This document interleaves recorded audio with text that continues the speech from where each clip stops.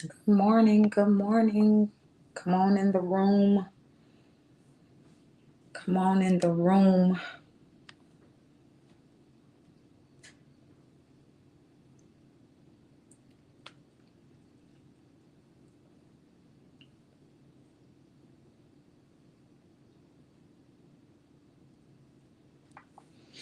Good morning. Good morning. Good morning. Thank you so much for joining me on this awesome Tuesday morning. It is Quick Word Tuesday time. I am so honored just to be able to speak with you, and you. If you can just take just a moment, share and tag and share. Do whatever you need to do and get folk right on over so that we are able to share this powerful word with them. I know that we all need encouragement. So I'm sure that we know somebody that needs some encouragement. We know somebody that needs a word from the Lord as we begin to prepare ourselves to leave from out of year 2025 to begin to go into year 2026. Truly, there is some word that we need to hear. While you're sharing and tagging and getting folk over, I'm going to go ahead and present myself so by the time they get over, that we are already ready to rock and roll. On this morning, I am Dr. Pastor Deidre Samuel McLeod. I am the pastor of the amazing church right here in Hartsville, South Carolina, called Divine Destiny Ministries. I am the pastor there alongside with my husband, Johnny McLeod. And I'm also the online facilitator of the amazing women's group called the Daughters of Zion Bible study group. So if you're not a part of that and you're a woman, I'm telling you now, go on over and answer the 3 questions and join our ministry. And I'm telling you, it will be a blessing to you. I'm talking about people that are born woman, not the people that identify as a woman, but the people that are born a woman. There's a difference. So continue to share and tag and share as we begin to go forth in what God is speaking to us on this morning. Um, um, Leading up to the end of this year, I always, or every year, I like to reflect. I like to reflect off of things that I could have done better, things that I could have went harder at. I try to go back and focus on the things that I got discouraged in, and that I probably quit doing, things that I need to revisit, things that I might need to pivot on, some things that I just need to throw away completely. And I try to go forth and try to kind of assess my own self. The one thing that we all need to know, that sometimes we need to stand in the mirror and look at ourselves, not judging nobody else, not focusing off of what nobody else is doing, what nobody else is saying, what nobody else got going on, but just simply take a hard look at our own selves in the mirror and say, hey, you know what? You could have did that better. You could have said that better. You could have probably try to write a better plan at how to be able to execute what you got going on so that you can be able to be better. And oftentimes I think that we get comfortable with telling other people what they need to do, but we don't get as comfortable with really taking a good hard look at ourselves. I just want to talk to you for a moment, because I'm the person that I can share my innermost feelings with is my husband. I can tell him how I feel. I can cry. I can be vulnerable. I can tell him about the times that I got discouraged, things that people have said to me that have made me feel some type of way. And sometimes the truth is, there are things that people say to us that make us quit, that we really should have still been doing. But because they spoke something into our life to make us discouraged, oftentimes we go hide, and we allow, and we take on the identity of what they spoke over us instead of what God has spoken and said over us.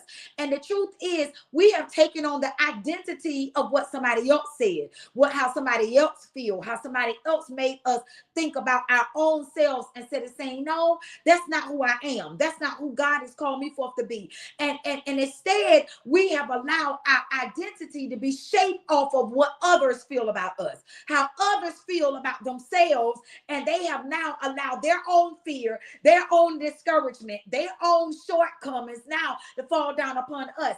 I can remember, and I tell him this all the time, And I promise you, I'm gonna get into the word. But I tell him all the time, I remember things that people said to me as a child that sometimes have shaped me into being who I have allowed myself to identify myself as, simply off of the words that they said to me, how they made me feel in those moments, how sometimes I got discouraged, or sometimes I fought harder simply because I wanted to prove them wrong. And I allow the things that they said are things about me to make me feel a certain way about who I am. I was keeping my bonus grandbaby. I don't have no biological grandbabies right now, but I've taken him on as my bonus grandbaby. And he said to me on this past week, I was babysitting him, and he said, Mimi, he said that I love you. I love you, and I love how you make me feel. I love that how you take care of me. I love how you remind me of who I am. And that thing put tears in my eyes, because whether we know it or not, and he's 5, and whether we know it or not, it's the early stages in our life that people have spoken things or did things to us to make us forget about the excuse me, and forget about the moments of being vulnerable. And being 5, we're vulnerable. We're vulnerable to what people said to us, to what people have done to us. We don't really have the capability of even fighting off people, because people can be stronger than us, and we can become real vulnerable. But even in the vulnerable state of being 5, he reminded me of how I made him feel. And I always say to him when I have him, I said, look, and I said that, and I start telling him who he is. You're smart. You're special. You're a man of valor. You're gonna be great. In the days ahead. You're already great, but you're already smart, but you're gonna even be smarter. You're gonna be a well accomplished young man. You're gonna be successful. You're gonna do great and mighty works in your life. And I be speaking over him. And he said to me, he said, because everybody's not always nice to me. Everybody's not always speaking nice things to me, but every time I'm with you, Mimi, I love you. You always, and I'm telling you, and it took me back to a child, because I remember things that grown adults said to me as a child. I remember times that I made mistakes, and we all made mistakes, because all of us have fallen short of the glory of God. All of us have missed it at some time of another. And we don't always need a beating. We don't always need to be punished. We don't always need to be popped upside the head or slapped around. Sometimes we need somebody to just remind us of who we are. Yes, I dropped the ball. Yes, I did. Yes, I had a baby out of wedlock. Yes, I did. But I don't always need to be reminded of the mistake that I made. Sometimes I just need to be loved. Sometimes I need to be reminded, because sometimes we can take on the identity of what somebody else spoke and said to us, and now it has shaped us. And so now we're now in our 30s, our 40s, and our 50s, and our 60s, and we're still going back to the time that we was 5 when somebody spoke something ill upon us and made us doubt that we can now. Yes, I fumbled, but I can pick up the ball and I can recover. Yes, I fumbled right here, but it still don't mean that I can't make a touchdown. Yes, I fumbled, but still don't mean that I can kick the ball and make a field goal. Yes, I fumbled. Yes, I made a mistake, but my God, how long shall I always stay in the same state that you're always reminding me of who I was and what I once did? Because that's how you see me. That's how you see me. So I went back to Genesis. I went back to Genesis when Adam and Eve, they were hiding from God. Genesis 3:11, they were hiding because they fumbled. They sinned. They fell short of his glory. But in that moment, God still came looking for them. And it reminded me on today, and I'm getting full, because God still is looking for you. God's still looking for me, even in my mistakes, even in my shortcomings. There are people now that will never let you live down what you did, what you said, how you did it, who you did it with. And it can be 10, 20, 30, 40 years, and they still talking about, oh, I remember when. I remember when. I remember. They will never let you get past.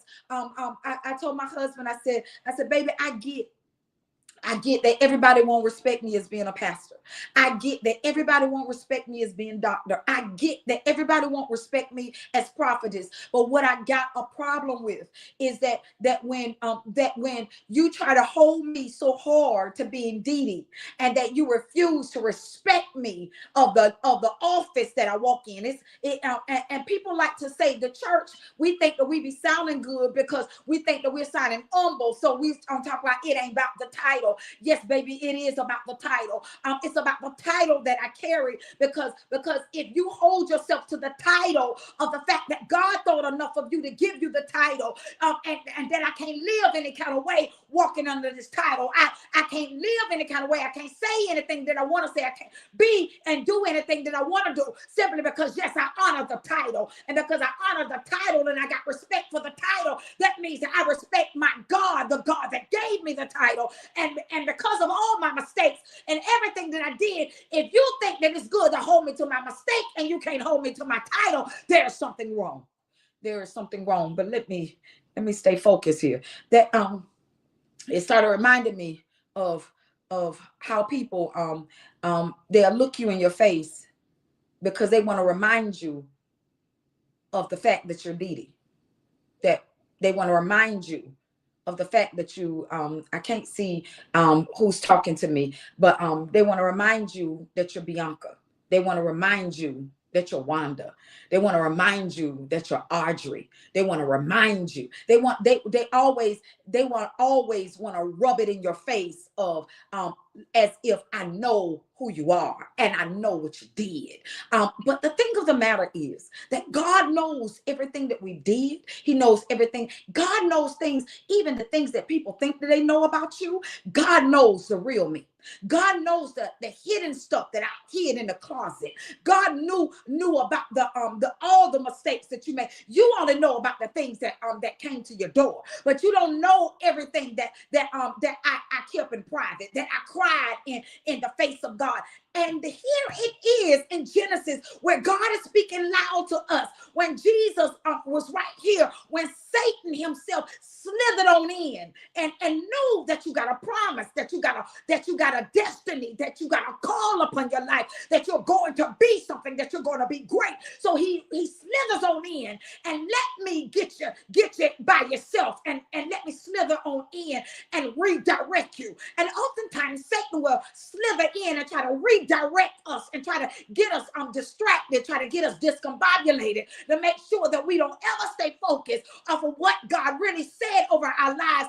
And then we'll find ourselves in a place of shame, and we'll feel like I don't deserve the call. I don't deserve the title. I don't deserve to walk in holiness. I don't deserve to walk in the shoes that God has given me. I don't deserve the platform. I don't deserve the business. I don't deserve the ministry. I don't deserve the marriage. I don't deserve the kids. I don't deserve it. I don't deserve finances, because I find myself hiding because my nakedness have been exposed. So here it is. Jesus said, or God said, who told you that you were naked? And why? Because shame is not an identity. So who told you that? And we have taken on shame as our identity because we're afraid of walking out the title, walking out the call that God has really given us. I was listening to somebody yesterday, and they said that what gets me about pastors, they now put their title in front of their name, like we're doing too much. I don't know about nobody else, but God told me to change my name on social media. He told me. I ain't talking about what God told you. I'm talking about what God told me. Because in a sense, it was a coming out for me. And because I held myself in the identity of how people saw me. How people have made me feel small, and how people have made me feel like I don't deserve what God is doing in my life. I don't deserve. They can bring in other people because they feel like they carry weight in the kingdom. They because they feel like that such and such deserve the respect, such and such deserve the honor. So and you don't. And God told me, He said, no. He said, because shame is not your identity. God don't have nothing to do with how other people perceive you. And you don't even need their validation. It's an inside job. Because the fact of the matter is, God is saying that shame is not your identity. And you have taken on shame long enough. You have carried all the stuff that Dee Dee did, or that Deidre did. But now it's time for you to walk in how I call you, how I see you. And the truth of the matter is, some of us have never saw ourselves of being in the place that we're in right now. Sometimes I break down and cry after service on Sunday, or if somebody invite me to come to their church, because or anytime I'm doing any ministry moment, I break down because for so long I walked in shame. I walked in how they identified me. I can remember family members calling me out my name. I can remember things that they spoke over me that it took a long time to even get out my own head. Growing up, I can remember when I got pregnant with my son, I can remember a family member telling me all I would do is sit around and just have baby after baby and on welfare.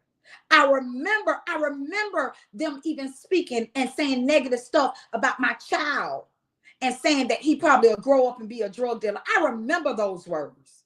And it took everything in me. Every day I kept going and going and going because I wanted to prove to them that I'm not who you say that I am. And all the time I was still operating off of hiding and operating in shame, simply because I was so busy trying to prove to them instead of just walking in what God spoke and said over my life. And I wouldn't have had to do it so hard. God would have revealed it Himself. I have nothing to prove to nobody. There are people, since I've been doing No Live December, I have actually walked into people in the grocery store and in the store, just passing by in the bank, and they said, where's your lives? I've been missing church. People that I didn't even know was watching. And I said, wow. All the time that I was walking in shame and allow shame to become my identity. When this whole time God was preparing me and I was hiding, and God is saying, now I'm gonna bring you out of hiding. And He said, who told you that you were naked? Have you eaten from the tree of which I commanded you that you should not eat? Adam's nakedness represented shame and loss of innocence, not the loss of God's love. God questions the source of the shame before ever addressing the sin. We be so, my God, we be so caught up because that's what the world do. They be so ready to come after your sin. They be so ready to beat you across the head over oh she a drunk. Oh no, she a whoremonger. Oh no, she a crackhead. No, he on meth. No, he a womanizer. No, he a pedophile. No, he a homosexual. No, she a lesbian. And we be so bent on beating down the sin. And hear me clear, God does not love our sin. God loves us. But how can I ever get you to walk away from your sin enough if I'm always beating you over the head about your sin instead of telling you that I love you, but I don't love your sin? And we hide. That's how come people are killing themselves because they're homosexual. And people have beaten them down because they're trying to beat their sin instead of addressing their sin and say, but yet I still love you as a person, as a human being. Because the thing of the matter is God drawn us with love and kindness, not the fact that he beat us to death about the fact that I missed it. Yes, I missed it. I had my child out of wedlock. We throw baby showers for them. God said, nah, you missed it because you had a child out of wedlock. I still love you. I still got a call for you. Don't hide in the fact that you missed it. Hide in the fact that I still cover you. He that dwelleth in the secret place of the Most High shall abide in the shadow of the Almighty. So even when I missed it, he still covers us. He still loves us. But yet we hide in shame. Hide in shame. We hide, and now we allow that to become our identity. That's how come some people don't ever want to leave crack. They don't ever want to stop shooting up. They don't ever want to start saying that, you know, I know that homosexuality is wrong. But who do I go to? Who do I run to? Because all they did was beat me. You can't beat a devil out. You can't beat the devil out of somebody. I can address it. I can cast it out. But where's the love? He said, who told you that you was naked? Because Satan, he identifies you by your sin. Because he want to remind you always of when you messed up. God knew their sin. But God said, who told you that you was naked? Because he was speaking to Adam. He was speaking to them. Because even though God knows that you sin, God still speaks to you as who you are. You're still a woman, a Proverbs 31 woman. You're still a man of valor. You're still anointed. You're still a royal priesthood. You're still a chosen generation. You're still more than a conqueror. You're still an intercessor. You're still a pastor. That's who you are. God said, I know your sin. You think that God don't know your sin? The Bible said that he's omnipresent. In other words, he's everywhere, all at the same time. He's still God. He's omniscient. He's omnipotent. He's God. He's sovereign. He's the great I am. He's God. He's everything that we hope and more. But Satan want to remind you that you missed it. The woman with the issue of blood, they only knew her by her issue. Her name is not even mentioned. Sometimes people don't ever call you by who you are because it's a way of reminding you of your shame. I don't want to call you pastor. I don't want to call you doctor. I don't want to call you intercessor. I don't want to call you bishop. I don't want to call you apostle. I want to call you Fred. I want to call you Francis. Because I want to remind you of what Francis did. That Francis wasn't worthy. That Francis or Fred missed it. So I want to say to you, who told you? Who told you that you was naked? We all fall short. But who reminded you of your sin more than they reminded you of who you are? Who? Because once you know that shame is not your identity, you will no longer walk in shame, but you will start walking how God has called you forth to be. This is all that I have. Join us, because we do have no live December. Join us at 117 Darlington Avenue. I don't know which way we're going for prayer and Bible study. I normally like to go through and teach what I taught on this past Sunday, but the power of God was so heavy in Divine Destiny Ministries on this past Sunday. Whew. Wherever God leads me, I will follow.